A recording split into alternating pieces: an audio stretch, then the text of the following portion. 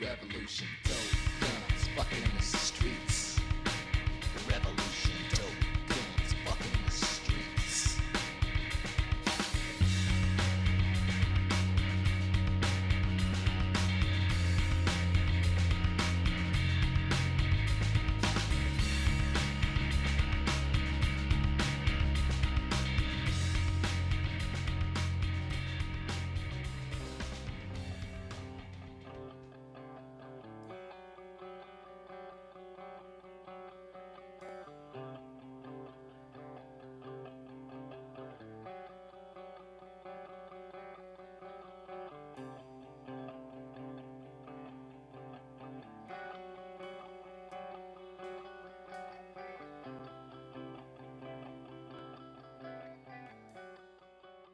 I think for a lot of us, there's not much choice. I myself am a student and I can't afford the rents in central London. I started squatting in a mass squat in East London, an abandoned council block where about 100 flats were squatted. It was called Cottle Street. It was about up to 600 people in the summer there.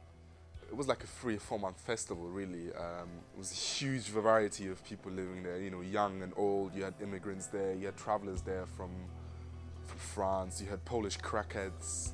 That was really, really incredible, just the experience in itself. And then we moved on to a pub down the road from here, where we lived for about a year. And we hosted a lot of parties and a lot of movie nights, after which we came here. And this is used to be more of a quiet residential space. It's liveling up a bit now.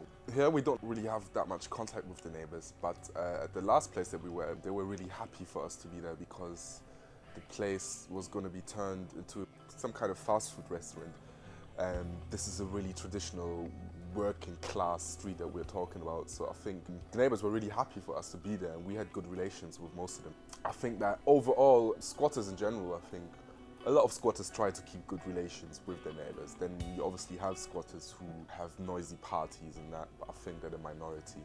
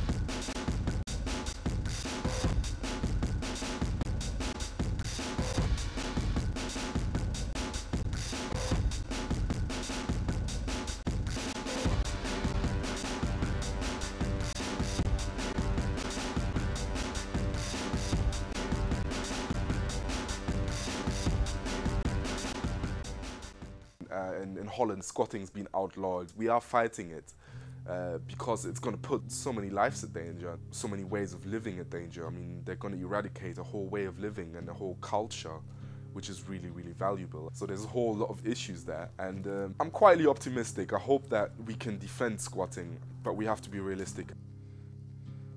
For me, it was never a permanent thing as it was anyway. I was going to maybe try renting or buying a house at some point. It's just that at the moment, as a student, I don't have the income. But I don't see myself quitting squatting anytime soon. I'll at least do it for another year or two, and maybe beyond that, maybe for the next 10 years.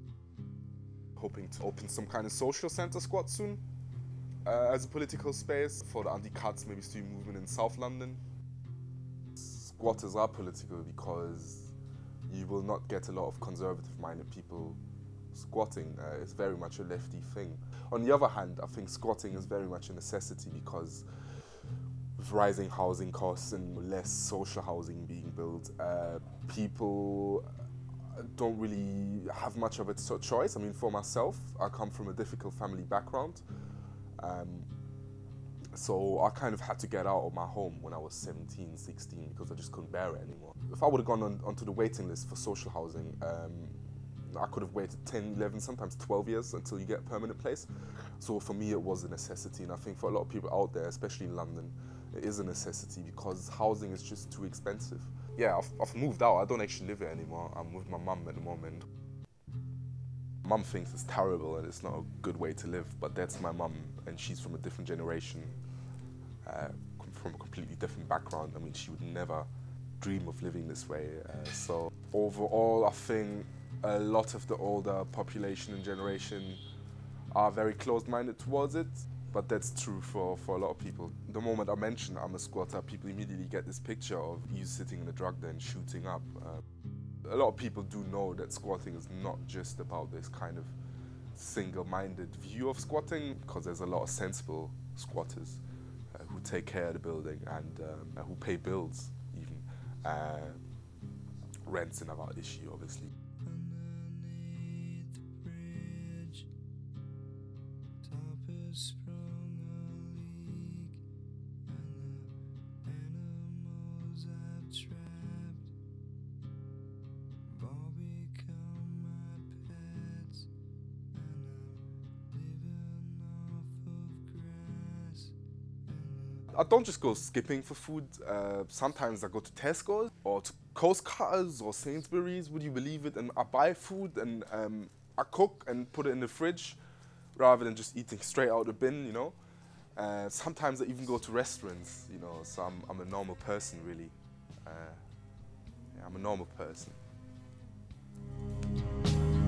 Something